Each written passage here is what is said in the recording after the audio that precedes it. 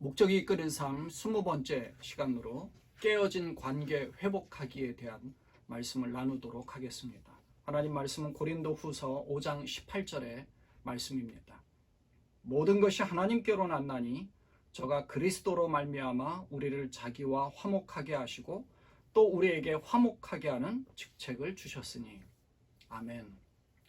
우리는 오늘 목적이 이끄는 삶의 딱 절반인 20번째의 말씀을 나누려고 합니다. 우리는 분명히 하나님의 특별한 목적을 이루기 위해 선택되어졌고 또 이 땅에 존재하게 되었습니다. 하나님의 계획하심이 있었고 하나님께 영광 돌리며 온전히 예배하는 자가 되도록 선택되어진 것이죠. 그렇게 예배하는 공동체를 이루고 있는 곳이 바로 교회이고, 교회는 그리스도의 몸으로서 그리스도가 머리가 되시고 우리는 지체가 되는 그리스도의 몸인 것입니다.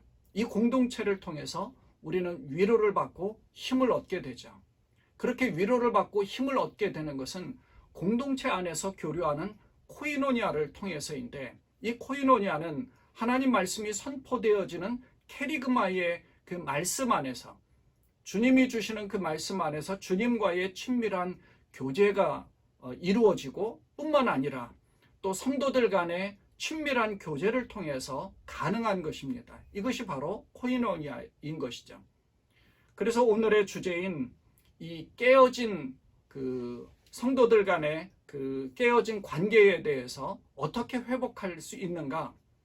그래서 하나님과 우리와의 관계가 끊어졌을 때 관계를 회복하지 않으면 정상적으로 살아갈 수 없는 것과 같이 성도들 간의 관계도 끊어졌을 때 우리가 관계를 회복하지 않으면 그리스도의 몸된 지체인 모두가 다 힘들고 아파하고 상처를 받게 되는 그런 사실을 말하는 것이죠. 바울이 빌립보서에서 이렇게 권면하고 있습니다. 빌립보서 2장 1절과 2절의 메시지 성경의 말씀으로는 이렇게 얘기합니다. 그러므로 여러분이 그리스도를 따름으로 무엇을 얻었거나 그분의 사랑으로 여러분의 삶에 얼마간의 변화가 일어났거나 성경의 공동체 안에 있는 것이 여러분에게 어떤 의미가 있거나 여러분에게 따뜻한 마음이나 배려하는 마음이 있거든 내 부탁을 들어주시기 바랍니다. 서로 뜻을 같이 하고 서로 사랑하고 서로 속 깊은 벗이 되십시오. 메시지 성경으로 이렇게 풀어서 우리에게 메시지를 주는 겁니다. 바울이 이 고린도 교회 성도들에게 성도들이 이 당파로 인해서 분열되어져 있는 것으로 세상 법정에 고소를 하는 그런 것들이 너무나 부끄러워하고 또 안타까워하면서 책망하는 모습을 우리가 고린도전서를 통해서 볼 수가 있습니다. 그리고 교회 안에 그러한 갈등과 분쟁을 해결할 만한 성숙한 사람이 없다는 사실에 아주 충격을 받고 고린도전서에서 분쟁이 없이 다 같은 말을 하고 같은 마음과 같은 뜻으로 온전히 합하라고 권면하기도 했죠. 우리는 그 사실을 고린도전서에서 우리가 읽을 수 있고 하나님 말씀으로 들을 수가 있습니다. 예수님도 마태복음에 나오는 산상보훈에서 이렇게 말씀하죠. 마태복음 5장 9절에 화평케 하는 자는 복이 있나니 저희가 하나님의 아들이라 일컬음을 받을 것이요. 화평케 하는 자, 참된 평화를 위해 일하는 자가 복이 있다는 사실들을 우리에게 말씀하시면서 하나님과의 관계를 회복한 우리는 모든 사람들과의 갈등을 해결하고 그리스도의 몸을 온전히 이루어야 한다는 사실을 분명히 깨달아야 하는 겁니다. 화평케 한다는 것은 갈등을 피하는 것도 아닙니다. 모른 척하는 것도 아니죠. 주님은 그러한 갈등을 피하시지 않으셨고 정면으로 부딪혀서 그 갈등 안에서 해결책을 주셨고 해결해 가셨습니다. 그렇다면 관계 회복을 하기 위해서 어떻게 해야 할지 이 목적이 이끄는 삶에서 7가지의 성경적인 그런 방법을 가르쳐 주었습니다. 그것을 한번 나눠보도록 하겠습니다. 첫째, 사람에게 이야기하기 전에 먼저 하나님 앞에 이야기하라는 겁니다. 하나님과 먼저 그 문제에 대해서 의논하라는 것이죠. 다른 사람과 말하기 전에 하나님께 말씀드리면 분명히 하나님께서는 해결책을 주실 것입니다. 왜냐하면 어떤 문제가 발생하면 그 문제로 인해서 내가 스트레스를 받거나 감정적으로 흔들려서 객관적으로 그 문제를 바라보기가 어렵습니다. 그렇게 못하는 거예요. 그럼 그 문제에 대해서 주관적인 판단이나 또 감정적인 판단으로 그 상대방에게 말해버리면 문제가 해결되는 것이 아니라 완전히 그 문제와는 다른 자신의 감정을 표하고 또 다른 자기의 주관적인 주장을 하기 때문에 전혀 다른 문제가 발생될 수가 있는 겁니다. 그래서 차분히 하나님 앞에 기도하면서 문제를 객관화시키는 것이 우선이라는 것이죠. 다윗이 시편을 보면 얼마나 자신의 심정을 하나님께 토로했는지 모릅니다. 주님은 우리의 분노, 상처, 이 불안 등의 감정을 하나님 앞에 토해낼 때 그 모든 것들을 주님은 받으시고 해결해 주셨습니다. 다윗은 하나님 앞에 토하면서 자기 스스로 그 문제들을 해결해 나갔습니다. 쓰러질 수 있죠. 좌절할 수 있죠. 넘어질 수도 있습니다. 상대방과의 그 어떤 원한의 관계 혹은 감정적으로 상한 관계 또 쫓기는 삶 이런 것들을 하나하나 다윗의 삶을 보면 너무너무 어려운 사망의 음침한 골짜기를 다니는 그러한 모습이 너무나 많이 있었죠. 근데 다윗은 그것을 하나님 앞에 토합니다. 그리고 하나님께서 주시는 참된 평안과 위로와 힘을 통해서 용기를 얻고 힘을 얻었던 것이죠. 야고보서 4장 1절 2절에 보면 너희 중에 싸움이 어디로 다툼이 어디로 쫓아나느뇨 너희 지체 중에서 싸우는 정욕으로 쫓아난 것이 아니냐 너희가 욕심을 내어도 얻지 못하고 살인하며 시기하여도 능히 취하지 못하나니 너희가 다투고 싸우는도다 너희가 얻지 못하면 구하지 아니하며 라고 말씀하고 있죠. 얻지 못하면 구하지 아니하기 때문에 그래서 하나님 앞에 구하라고 야고보 선지자는 우리에게 권면한 것이죠. 그 이전에 야고보서 1장 5절에는 너희 중에 누구든지 지혜가 부족하거든 모든 사람에게 후히 주시고 꾸짖지 아니하시는 하나님께 구하라 그리하면 주시리라. 아멘. 자, 두 번째 깨어진 관계를 회복하기 위해서 둘째는 항상 먼저 다가서라는 말입니다. 우리가 피해자든 가해자든 상관없이 그러한 마음이 깨름직한 마음 혹은 하나님께서 우리에게 성령을 통해서 알려주시는 마음들이 있다면 먼저 다가가야 합니다. 어떤 문제에 있어서 관계가 어색해지거나 갈등이 생기게 되면 무조건 상대방에게 먼저 손 내밀어야 합니다. 깨어진 관계가 회복하는 것이 얼마나 중요한지 주님께 예배를 드리는 것보다 이걸 먼저 해결하라고 하셨어요. 마태복음 5장 23절에 보면 그러므로 예물을 제단에 드리다가 거기서 내 형제에게 원망 들을 만한 일이 있는 줄 생각나거든. 갑자기 예배를 드리면서 하나님 앞에 하는데 그게 생각난다 그러면 예물을 제단 앞에 두고 먼저 가서 형제와 화목하고 그 후에 와서 예물을 드리라. 얼마나 기가 막힌 말입니까? 예수님은 우리에게 그걸 가르쳐 줬어요. 이게 산상수훈입니다. 하나님 앞에 예배할 때 이런 마음을 가지고 온전히 예배할 수 있나요? 없습니다. 그래서 온전한 예배를 드리기 위해서는 내 마음에 거리낌이 없어야 되는 것이죠. 그래서 내 거리낌이 없이 예물을 드리는데 뭔가 생각이 나면 그게 아무 소용이 없습니다. 생각나면 가서 화해하고 돌아오라고 말씀하고 있죠. 언젠가는 해결되겠지 하는 그런 생각은 오랜 시간 마음의 영적인 손실을 가져올 수 있기 때문에 마음에 그러한 생각이 든다면 그것이 들지 않도록 빨리 해결해야 된다는 것을 강조한 것입니다. 자, 세 번째, 그들의 감정에 공감하라고 말씀했습니다. 입보다는 귀를 더 많이 사용하라고 했죠. 입이 하나고 귀가 둘인 것처럼 더 많이 듣는 겁니다. 더 많은 말을 하는 것보다 더 많이 듣기 위해서 노력해야 됩니다. 모든 사람들이 다 똑같이 이렇게 한다면 모든 문제들이 해결되어질 겁니다. 근데 우리는 보통의 경우에 말을 듣는 것보다 2배로 합니다. 그래서 문제가 더 많이 발생하고 갈등이 더 많이 생기는 것이죠. 이 얘기는 뭐냐면 관계성에서 중요한 것은 상대방의 감정을 살피는 일입니다. 상대방의 감정을 살펴야죠. 문제의 핵심이 어떤 문제에 있는 것이 아닙니다. 상대방의 마음에 있는 것이죠. 그 마음이 상하면 안 됩니다. 마음을 우선적으로 잘 보살펴야 됩니다.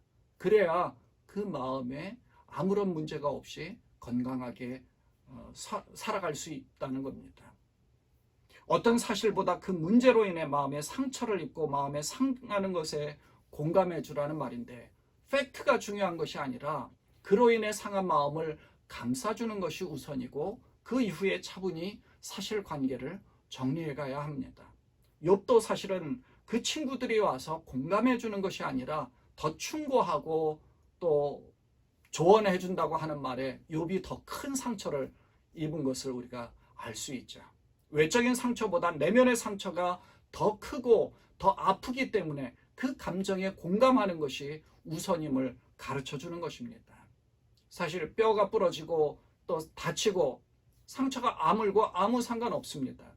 마음이 아프면 그 마음이 아픈 것으로 속에 병이 듭니다. 속에 병이 들면 뼈가 부러지는 것보다 더 큰 데미지를 우리가 입을 수 있는 거죠. 넷째, 나에게도 잘못이 있음을 고백해야 합니다. 관계성에서 가장 중요한 것은 상대방의 들보를 보는 것이 아니라 내가 가지고 있는 내 실수, 잘못, 내 티를 확인해보고 그것부터 인정하는 것이 우선입니다. 예수님은 그런 상황을 좀 더 명확하게 봐야 한다고 우리에게 가르쳐주고 있습니다. 마태복음 7장 5절에 보면 외식하는 자여 먼저 내 눈 속에서 들보를 빼어라. 그 후에야 밝히 보고 형제의 눈 속에 티를 빼리라. 내 속에 있는 티 잘 보이지 않죠? 내 속에 들보는 더 큽니다. 근데 들보는 못 보고 상대방의 조그마한 티만 보려고 한다는 거예요. 그러니까 상대방의 그 티를 들보처럼 보는, 이건 어리석음을 우리가 버려야 하는 겁니다. 물론 내가 가지고 있는 티, 들보를 잘 보지 못할 때가 있습니다. 그러니까 상대방과의 문제가 있을 때 이것이 내 실수인지 어떤 부분이 문제인지 정확히 인지하지 못할 수도 있기 때문에 상대방이 아니라 제3자에게 객관적으로 자신의 행동을 바라본다면 큰 도움이 될 것입니다. 그러니까 어떻게 보면 누군가 A라는 사람과의 문제가 있을 때에 A라는 사람의 그 들보를 보려고 하지 말고 내 속에 티를 봐야 되는데, 내가 이런 문제가 있나? 내가 잘 모릅니다. 그러면 B라는 사람에게 가서 조언을 오히려 받는 것이죠. 그러면 B는 객관적으로 나를 바라볼 수 있기 때문에 그렇습니다. 상대방이 나를 보지 못하는 것을 내가 알고 있지만 내가 모르는 것을 상대방이 알 수 있거든요. 다섯째, 사람을 공격하지 말고 문제를 공격하라고 하고 있습니다. 누구의 잘못인가를 가리는데 많은 노력을 쏟으며 문제를 해결할 수 없다고 하죠. 누가 왜 이런 갈등을 일으켰냐고 따져들면 오히려 더 큰 문제들이 일어나서 결국에는 이 원래의 문제보다 주고받는 과정에서의 말들로 인해서 훨씬 더 상처를 받습니다. 문제는 아무것도 아니에요. 주고받는 그 문제를 해결하기 위한 말 때문에 상처를 받는 경우가 너무나 많습니다. 그래서 결국에는 원래의 문제보다는 그 더 큰 문제들이 야기되고 갈등이 일어납니다. 그래서 그 사람과의 문제라고 감정을 상하게 하는 것이 그 문제를 해결하려고 하는 것보다는 그 문제로 인해서 발생된 결과가 어떤 문제인지를 놓고 해결해 가야 되는 겁니다. 그러니까 사실 갈등을 하려고 할 때 어떻게 말하느냐는 무슨 말을 하느냐보다 중요합니다. 그러니까 내가 어떤 말을 하려고 할 때 상당히 조심스럽게 얘기를 해야죠. 뭔가를 의논하려고 할 때 당신은 어떻게 생각합니까? 라고 물어봐야 되는데 나는 이렇게 생각해 하고 상대방의 의견을 묵살해버리면 상대방은 기분 나쁘죠. 그런 기분이 나쁘고 마음의 감정이 상하게 됩니다. 그러니까 그러면 문제는 아무것도 해결되지 않아요. 그래서 가시돋친 말로 공격적으로 대하면 방어하는데 방어 기제를 사용해서 자신을 방어하고 상대방이 나를 공격하는 것 때문에 내가 그 방어 기제를 발휘한 다음에 나도 역시 가시돋친 말로 상대를 공격을 하기 쉽습니다. 그래서 그러면 문제가 해결되지 않거든요. 그래서 사실은 어떻게 대하느냐가 첫 마디가 사실 중요하죠. 말 한마디로 천냥빚을 갚는다라고 우리가 말하지 않습니까? 어떻게 말하느냐가 문제보다 사실은 더 중요한 겁니다. 에베소서 4장 29절에 보면 무릇 더러운 말은 너희 입 밖에도 내지 말고 오직 덕을 세우는 데 소용되는 대로 선한 말을 하여 듣는 자들에게 은혜를 끼치게 하라라고 말씀하고 있습니다. 여섯째, 할 수 있는 한 협력하라고 합니다. 협력해야 합니다. 로마서 12장 18절에 보면 할 수 있거든 너희로서는 모든 사람으로 더불어 평화하라라고 말하고 있습니다. 평화에는 항상 대가가 따르는데 그 대가가 우리의 자존심일 수도 있고 때로는 자기 중심성일 수도 있습니다. 그래서 교제를 위해서 우리는 양보해야 되고 상대방에게 맞추는 것도 필요하고 상대방의 필요에 호의를 구하는데 최선을 다해야 되는 겁니다. 바울도 고린도전서에서 그래서 누구든지 자신의 유익을 구하지 말고 남의 유익을 추구하라고, 내 유익을 구하는 것이 아니라 상대방의 유익을 구하라고 말하지 않습니까? 나의 이익, 유익을 추구하지 마십시오. 상대방을 배려하고 사랑하는 마음으로 그 상대방의 입장을 더 구하는 그러한 모습이 우리에게 필요합니다. 마지막 7번째로는 해결이 아닌 화해를 강조하십시오. 모든 사람들의 의견이 하나가 되기는 참 쉽지 않습니다. 문제 해결은 문제에 초점을 맞추는 데 반해서 화해는 관계에 초점을 맞춥니다. 문제를 해결하려고 하는 것보다 좋은 관계성을 유지하는 것이 우선입니다. 하나님과의 관계가 좋은 관계를 유지하듯이 이웃과의 관계, 더더군다나 우리 공동체 안에 좋은 관계, 말 한마디 해도 서운해하지 않을 만한, 말 한마디 해도 뭔가 잘못해도 섭섭해하지 않을 만큼의 좋은 관계를 잘 유지해 나간다면 공동체는 굉장히 건강하게 성장해 갈 것입니다. 문제 해결은 문제에 초점을 맞추는 것이 아니라 관계성에 초점을 맞추는 것입니다. 우리가 화해하는 데에 초점을 맞추면 그 문제는 중요성을 잃고 무의미하게 되어버립니다. 아무것도 아닙니다. 하나님은 회길이 아니라 연합을 원하십니다. 문제의 해결책을 찾는 것을 포기하라는 것이 아닙니다. 중요한 것은 문제를 해결하기 위해서 또 다른 갈등을 촉발시키는 것이 아니라 화해하기 위해서 힘쓴다면 문제 자체는 희석되어져서 나중에 돌아보면 그 문제는 아무것도 아닌 것으로 평가될 수 있다는 사실입니다. 베드로는 베드로전서 3장 11절에서 다른 사람과 평화롭게 살기 위해서 열심히 노력하라고 권면하고 있고, 바울도 로마서 12장 18절에서 할 수 있거든 너희로서는 모든 사람으로 더불어 평화하라 라고 말씀하고 있습니다. 하나님과의 관계를 회복하는 것뿐 아니라 우리 공동체 혹은 내 주변에 나와 관계된 모든 사람들과의 관계에 문제가 있다면 그 관계를 회복해야 됩니다. 나와 아내, 나와 남편, 부부간의 문제도, 나와 자녀간의 문제도, 나와 부모와의 관계도, 나와 형제간의 문제도, 혹은 우리 공동체의 문제도, 친구들과의 관계도 잘 회복되어져야 되죠. 왜냐하면 마귀는 그 관계성을 통해서 우리를 미혹하기 때문이고, 관계가 파괴되는 것 때문에 공동체가 무너질 수 있기 때문에 마귀는 그 공동체를 무너뜨리려는 무서운 음모가 있기 때문에 그렇습니다.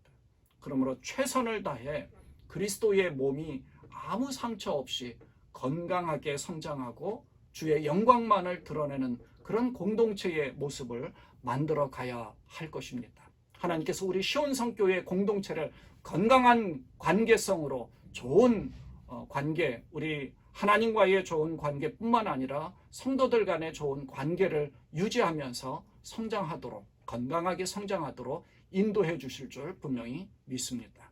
기도하겠습니다. 하나님 아버지, 깨어진 관계를 회복하기 위해서 어떠한 모습으로 어떻게 우리가 해나가야 될지에 대한 말씀을 나누었습니다.